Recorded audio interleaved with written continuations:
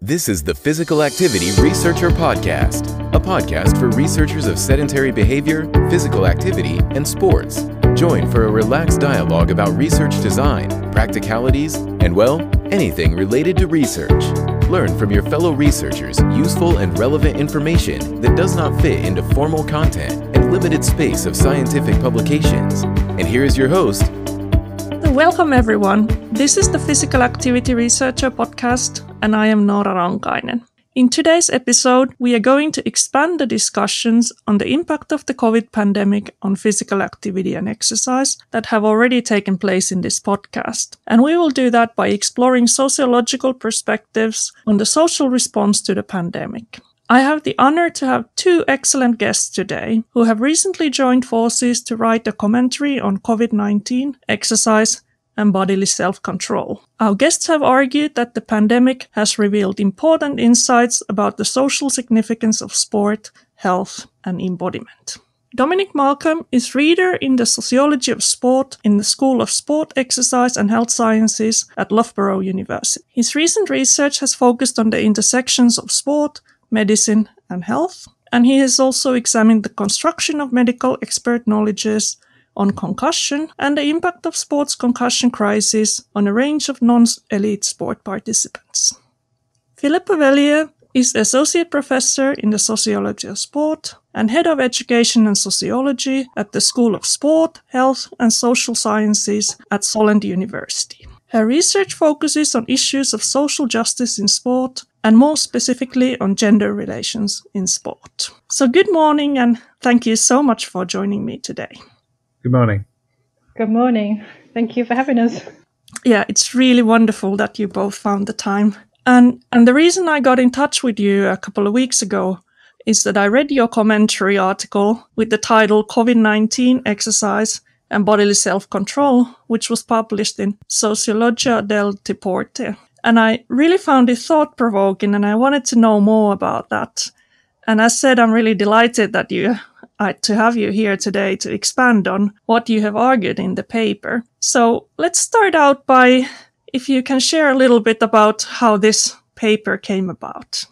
I guess I better take the lead on this because, so Philippa and I both got an email asking for contributions to this new journal. And it's a journal that we're both on the editorial board of. So they were very kind of keen to reach out to their immediate population and look for help. And this, for me, really stemmed from the previous work that I'd done in terms of sport, medicine and health, where I'd looked at some of the public health arguments around physical activity and its contribution to sport.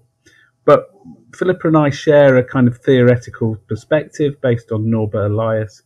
And I was conscious that the principles of that tell us really that we should be we should be looking to produce research which was both developmental over time and relational. So we weren't just kind of having a knee-jerk reaction to the COVID pandemic. We wanted to put it in its historical context.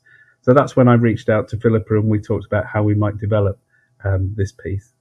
Yeah, and from my perspective, it's quite interesting to see some of the quite quickly when we went into lockdown, to see some of the trends that were happening around physical activity. And so when Dominic and I first spoke about this paper, it was about how can we understand from a sociological and figurational or Eliasian perspective what we are seeing. So that's really where the paper started. Yeah, wonderful. Let's start then from the beginning of the paper. So what you already said that you wanted to put this in a context and kind of look from a sociological perspective. What can we say about the social response to the COVID-19? And you are talking more broadly in your paper about the typical patterns of social responses to public health crises such as this. So can you expand on that a little bit?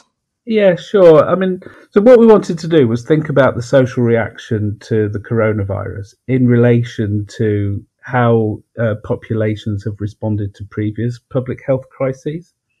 And there's a very seminal paper by Peter Strong from the 1990s, which talks about how the social response to pandemics tends to focus around issues of fear, explanation, and action. So the population is clearly scared about a new potential threat to their lives.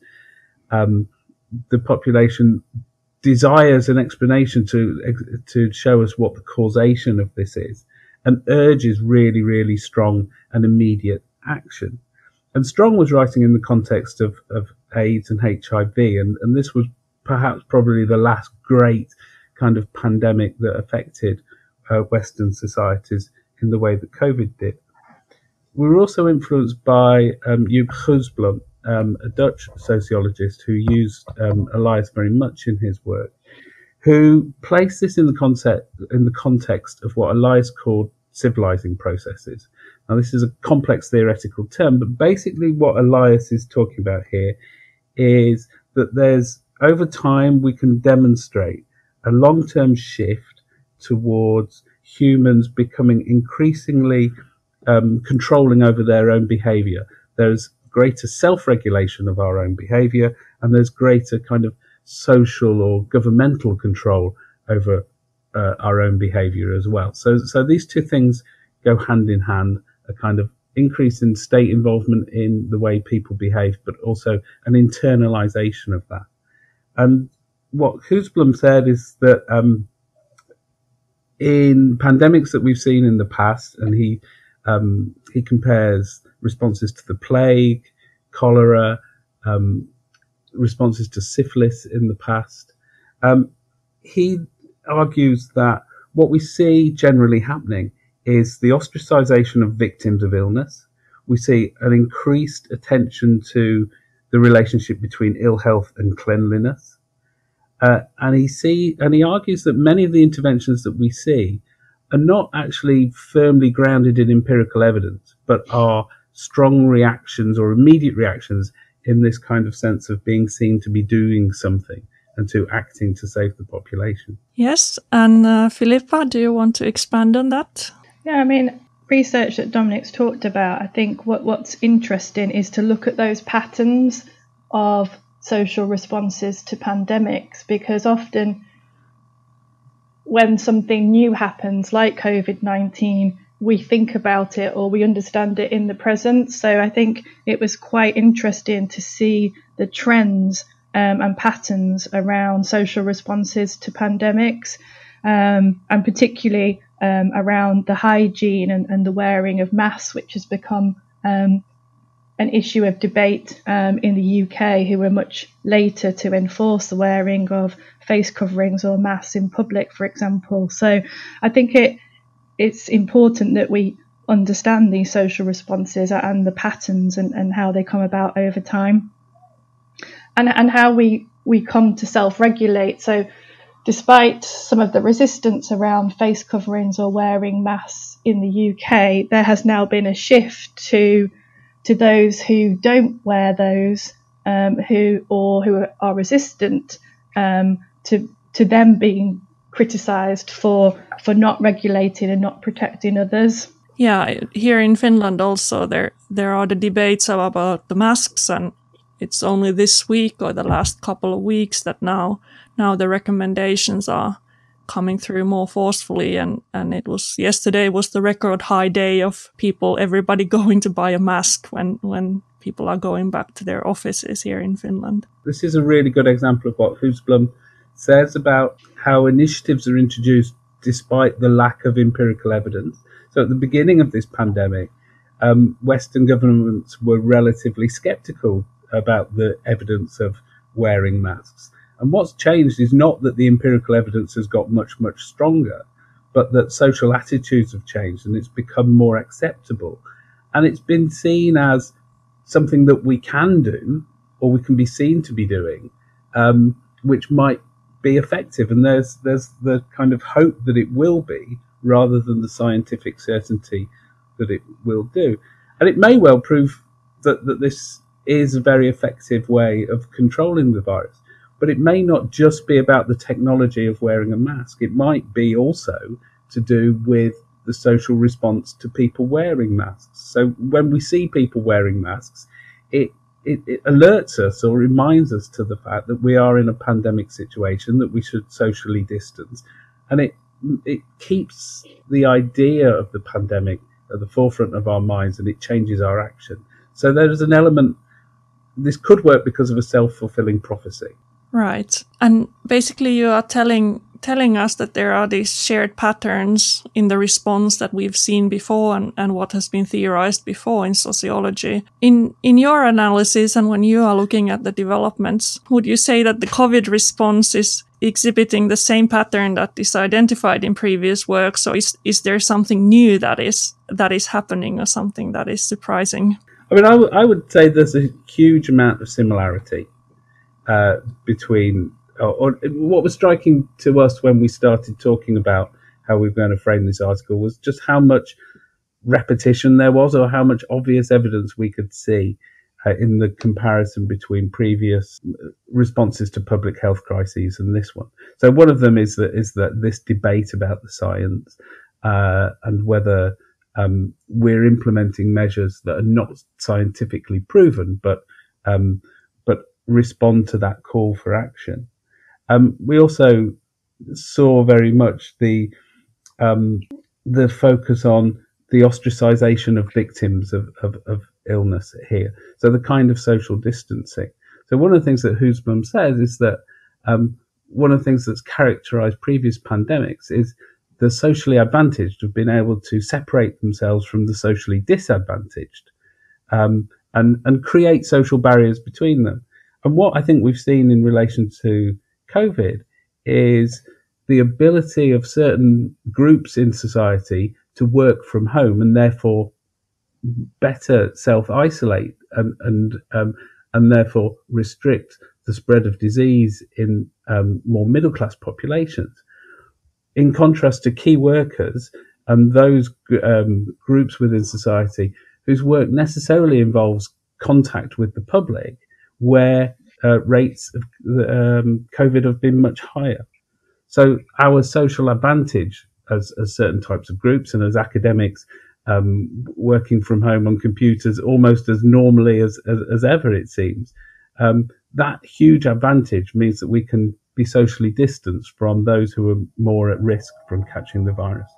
Yeah, I think the issue around sort of social inequalities and COVID is something that requires greater consideration around which groups are able to, like Dominic says, work from home and socially distance, and where you see certain populations that have to go to work or, for instance, using public transport, which we know is a risk factor in terms of COVID and catching the virus.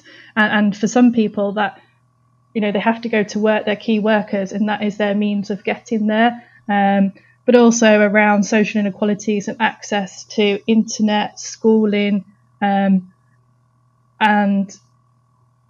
for some people, the facilities to work from home or to socially distance just haven't been the same. Finally, I think I'd just add to that as well, the differences that people have in being enabled to socially distance. So if you live in a large house that has a garden, it's relatively easy to keep yourself socially distanced from others. But if you live in a small flat in the middle of a city, the only place for you to be outside is in the public parks. And so much attention has been focused on people within those public parks. And that's not simply a matter of individual choice. That's partly a consequence of the environment in which they live, which forces people into these kind of open air spaces and therefore creates greater danger in terms of contagion and spread of the disease. Yeah, and it's quite interesting how those people have become stigmatised for that, isn't it, in terms of not regulating themselves or using those spaces, and how particularly the media have often stigmatised people going to those spaces. And I think that brings us to our topic when we start talking about physical activity and exercise, that often that's something that you would do outdoors, and then the parks and green spaces would be the places where many people would prefer to do that. If we move on to further on in your commentary, and then you are writing about these different patterns that you have identified when we are looking at the response in relation to physical activity and exercise. So you identified 4 dimensions that emerged in the social response to COVID. And so it would be quite nice to go through them one by one. And the first thing that you mention and you discuss is the exceptional status that has been granted to exercise during the pandemic. So one of you could start developing that. Yeah, so I'll start with that one, because that's initially where we started with some of the ideas about the paper, because in the UK, and I think that this was similar across different lockdowns in different countries, but in the UK, when the lockdown was announced on the 22nd of March, there were certain reasons that you could leave your home. So, and one of those was to exercise outside once a day on your own or with members of your household. So that became an exceptional reason for leaving one's home. And just to put that in perspective, the other reasons were to go and get essential food items or medication or care for others, or attend work if you were a key worker. So I think it was interesting to see exercise become such an important aspect of one's life that it had been given this exceptional status. And I think one of the discussions that Dominic and I had early on were that had this pandemic been sort of 10, 15 years ago, we weren't sure that such a decision would have been made, that exercise wouldn't have been given that exceptional status in the past. So I think this demonstrates how significant exercise has become in our daily lives, but also in the message about keeping ourselves healthy and sort of self-regulation of weight and health in Western societies. Yeah, I mean, so the context of this, I suppose, is the launch of the Exercises Medicine initiative in the US. But I think what we see here, or what the pandemic situation brings to light, is just how successful that's been, really. That actually, literally here, we were putting exercise on a par with medications, medical treatment, food. I mean, it was deemed in the UK, at least, as one of those essential aspects of life. And I think that's a remarkable shift that is all too easily forgotten in the kind of thrust of our everyday lives. We see that physical activity has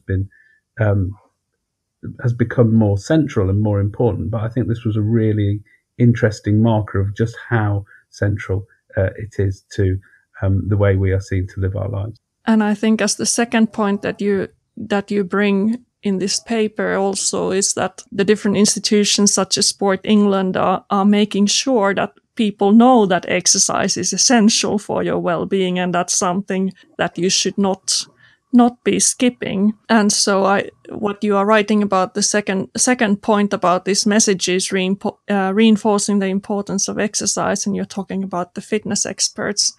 I think those phenomena that are coming up in terms of the national PE teacher who you mentioned and that work, it kind of demonstrates very well how this importance of exercise is now very widely accepted.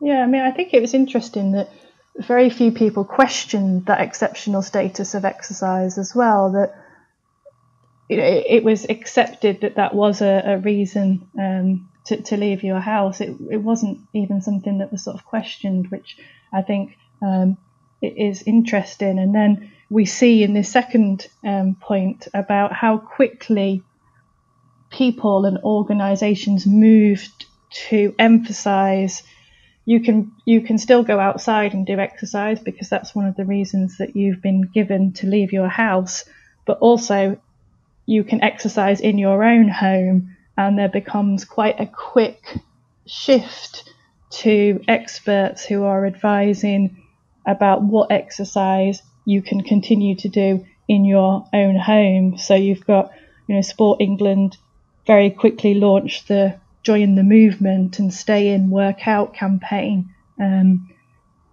So we get this message quite quickly about the importance of staying fit and healthy whilst we're at home as well.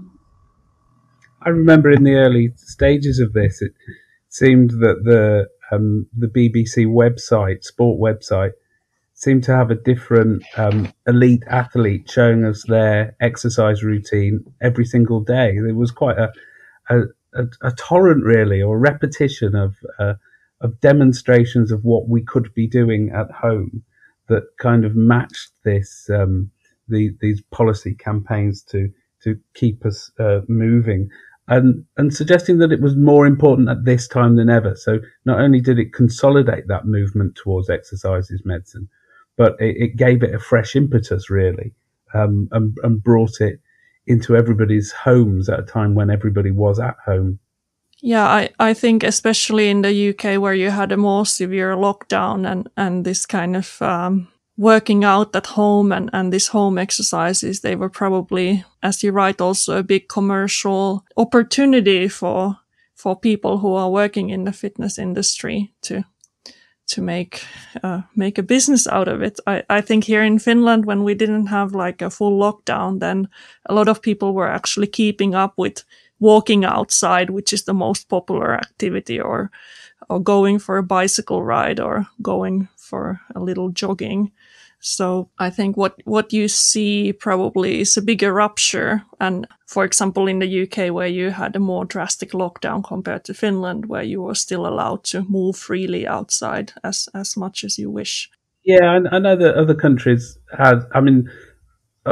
had much more severe lockdowns than the UK even. And I was talking to a colleague a few days ago who had read this piece and has actually done lots of work in this area of sport and health and medicine and so on. And he said he hadn't really realised until he read the piece, and he remembered that as he had sat listening to the announcement of the lockdown, he sat there thinking, just please let me be able to go out on my bike. Please let that be the one thing that you allow. And that's kind of how central it is. And I think there was a push for, in the UK even, of people going out and walking and using this time that they were allowed out. And there was some negotiation about, well, how long is the right amount to be outside? I know that France, for instance, have a limit of one can go 3 miles, I think it is, from one's house, but there was no real limit for the UK population. It was kind of as far as your exercise would take you go, and I'm sure there was an upsurge of people taking that kind of opportunity to walk and do exercise as a consequence of this kind of urging to keep the nation moving. Yeah, and I think alongside that message of exercise, which we talk about in this section, was also concern about people's weight. So it wasn't just about exercise and doing exercise for one's well-being, although that message was there. There was this also message alongside that about, in lockdown, to try and make sure that we don't put on weight and we don't gain weight during this period of potential inactivity, by making sure that we stay active either in or outside the house. And that was quite a strong message, I think, in the media about how not to put on weight during lockdown. Yeah, there was a strong element of kind of creating a set of shame and embarrassment around people who were not exercising, to create a strong moral pressure to exercise. And this really is a kind of continuation of what we've seen over the last, perhaps 20 years, in terms of the emphasis on individuals taking responsibility for their own health management. And what's interesting about this is that this largely stems from the shift in the balance between communicated illnesses and non-communicated illnesses. So as we see growth in things like heart disease and diabetes, which are not communicated between populations, we see this emphasis on health self-management. Individuals have a moral responsibility, or are deemed to have a moral responsibility, to look after their health through taking individual action.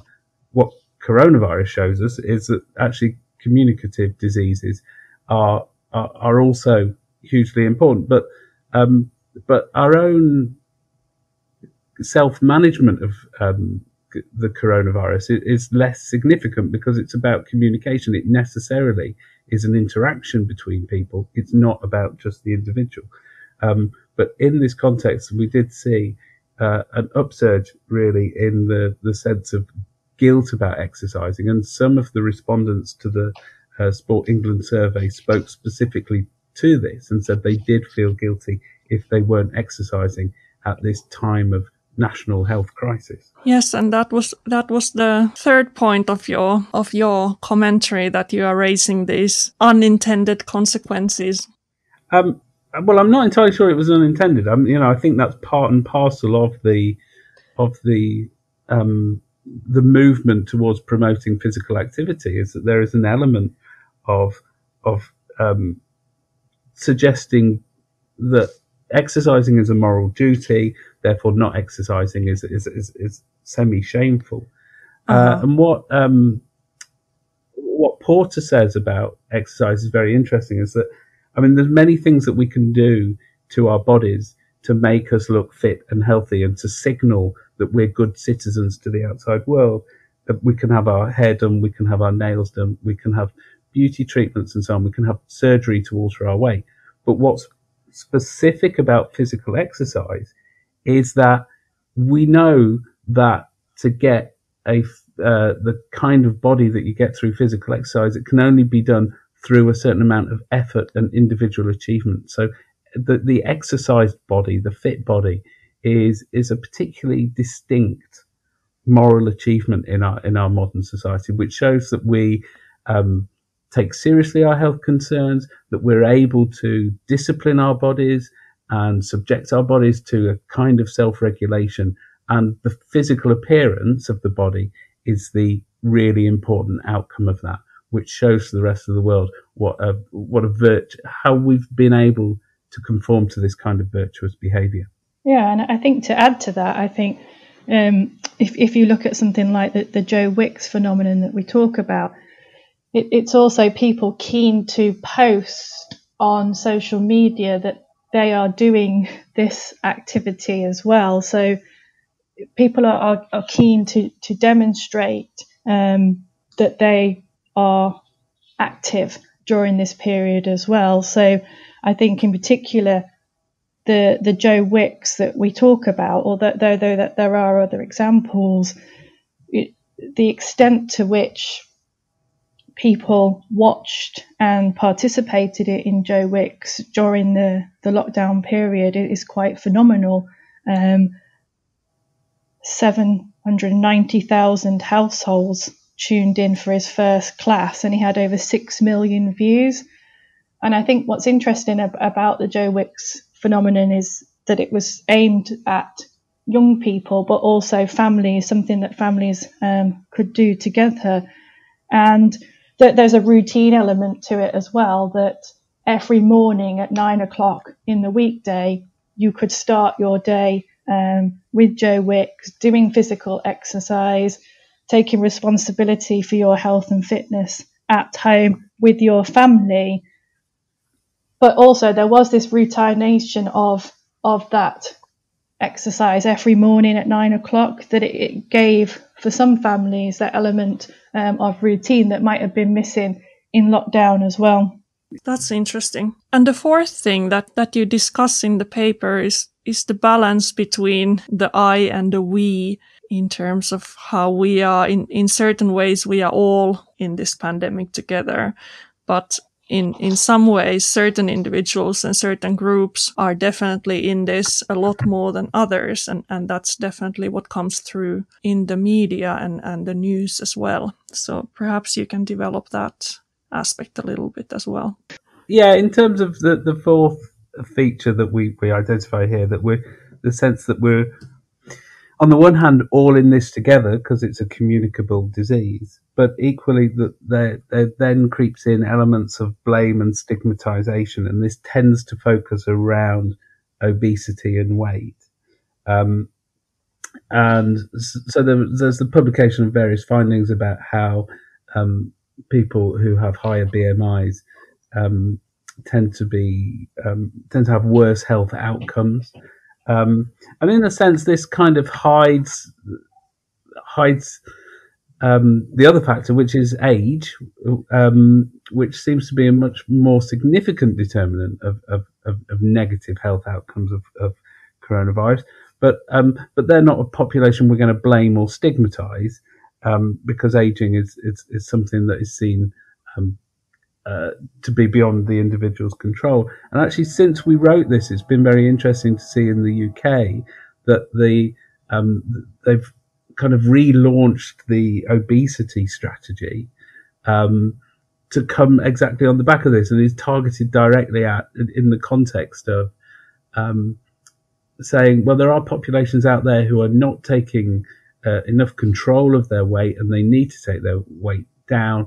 And one of the reasons why they should be doing this is in terms of protecting themselves from coronavirus. There was also a very interesting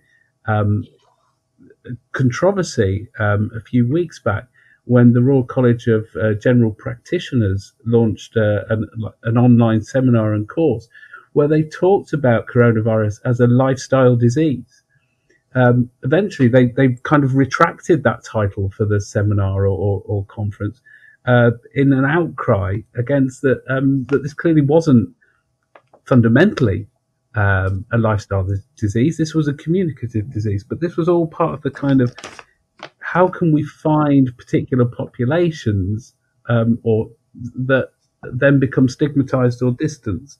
And I kind of refer you back really to the work of Strong and Goodsblum, who talk about how within a public health crisis like this, the tendency is to hunt out particular populations who have suffered more than others, and to look at their behaviours and actions and to shed or cast a shadow of blame over their behaviour as a way partly of creating this sense of urgency to do some action. So once we've identified a target population, we can focus our energies there.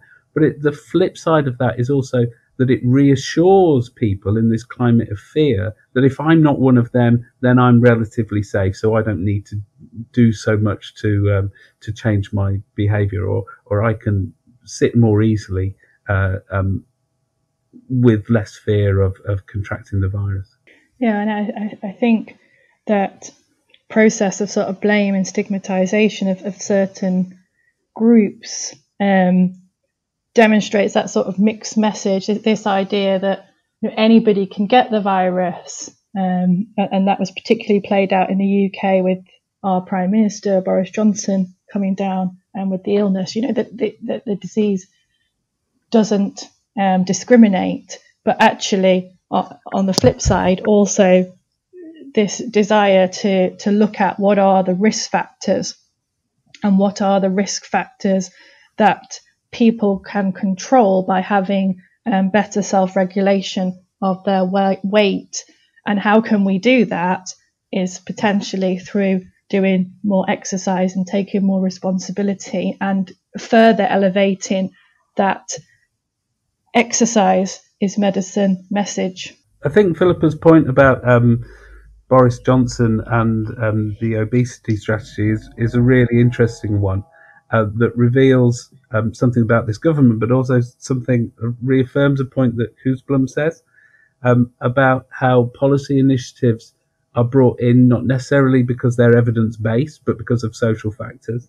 And actually what we see is Boris Johnson has changed tack completely from his previous scepticism about physical activity promotion and his concerns that this constructs a kind of nanny state which urges people to do things that they should have the freedom not to.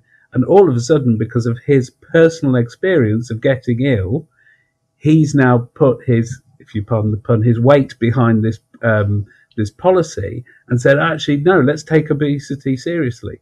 Now, I'm not disputing that there's lots of evidence out there that this is a good policy. What I'm demonstrating is that actually this policy has come into action or is being solidified and has more force because of a personal, individual experience of a prominent politician, not because of the scientific evidence.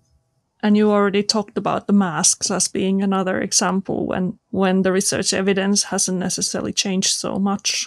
But then suddenly, also here in Finland, now everybody has to have a mask starting this week or the next week.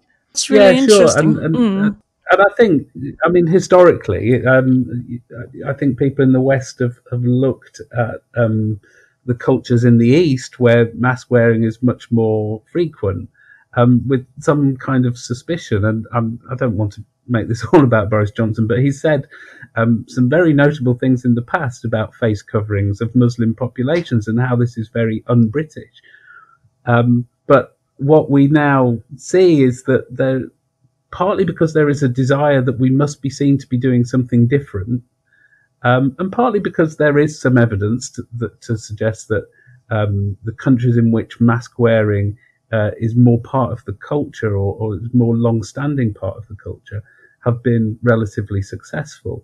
I'm thinking about Japan and South Korea in particular in terms of controlling the virus, that creates enough momentum for these new initiatives to be brought in. And I think, one lasting effect of this pandemic is that I think cultures in the West are going to be wearing masks much more consistently than they have in the past.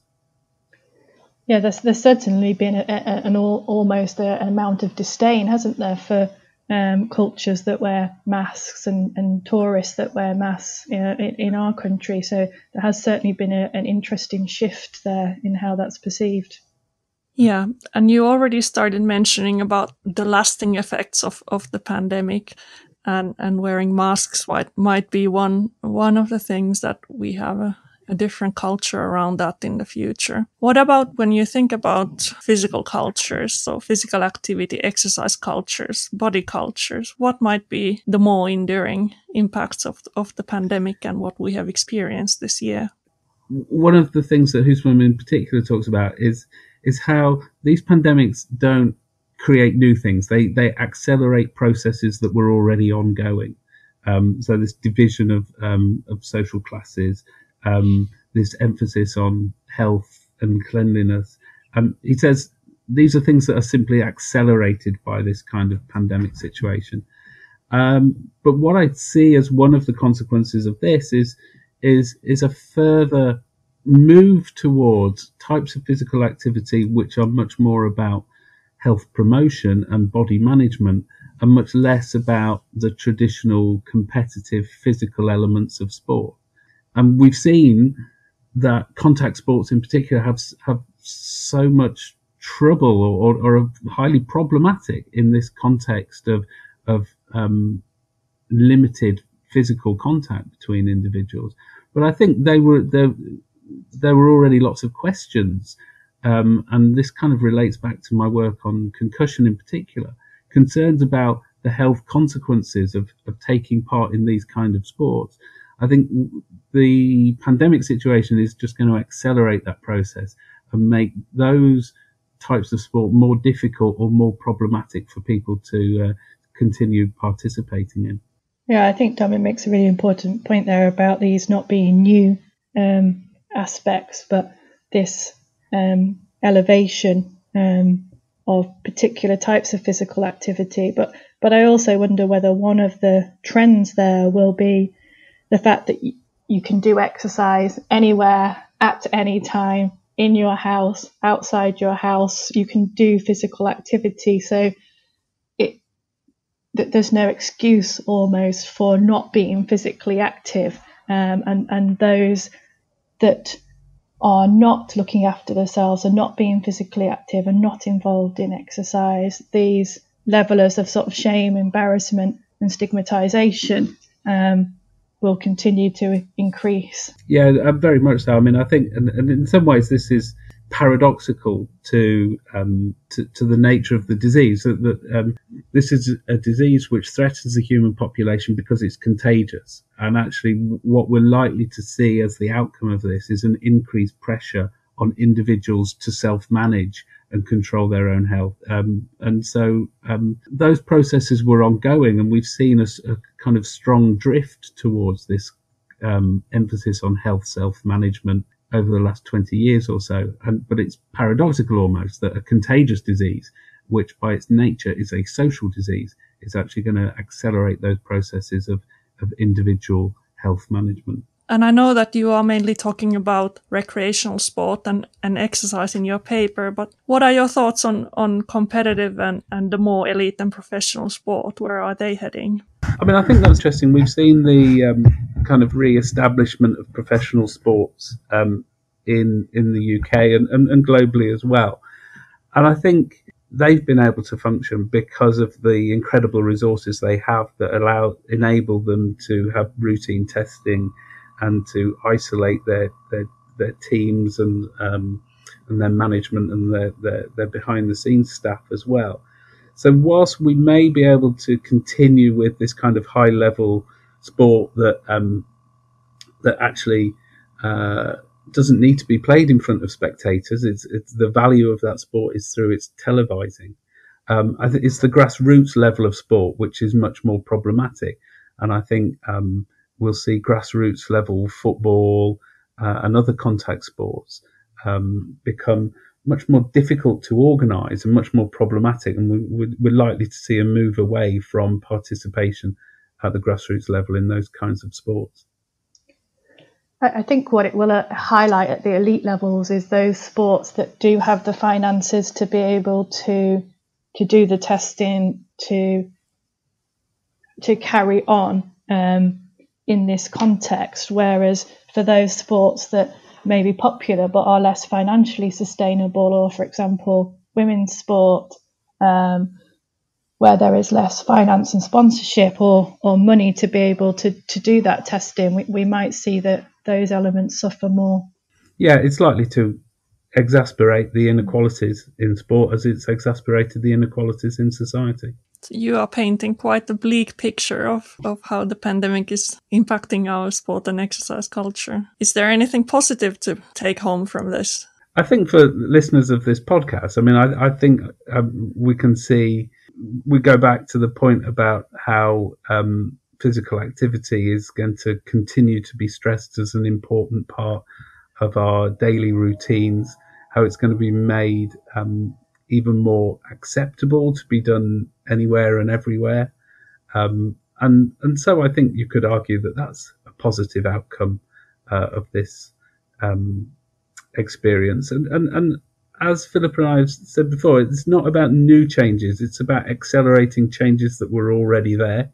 So I think those kind of contact sports were already facing a struggle to justify themselves given the level of injury that was experienced by participants, that there was already a battle going on there. And I think this will simply tip the scales a little further in the favour of those who are campaigning for restrictions on these types of contact sport. Yeah, and just to add to that, I mean, I think there will be more emphasis on lifestyle sports that people can see as a sort of positive, or sports or activities that can be done in nature and outdoor settings. So I think there will be a move towards those types of activities and lifestyle activities that haven't always been so prominent in the UK. Yeah, really, really exciting things to discuss today. So what is next from you? Are you going to develop this work into something? Are you working on related projects, or what's the future?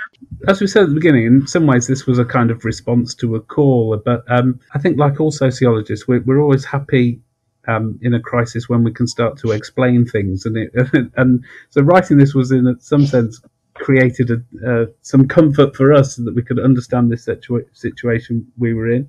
I think it would be really interesting to look at some international comparisons here, because our work is primarily driven by the UK evidence, and I'd be very interested in teasing out some of the cross-cultural comparisons and how these issues play out in different ways in different countries. The other issue that I think strikes me is about, and it relates back to Elias's broader theory, and a part of that theory which is called the quest for excitement, which kind of explains why sport is so central in our contemporary societies, and what it is that is different about sport. And that relates to, or Elias argues in that context, that sports are sustainable because they offer an opportunity to break from the normal routines of life, to do something different, to experience an emotional experience which is distinct from our really quite regulated and very uniform and predictable lives.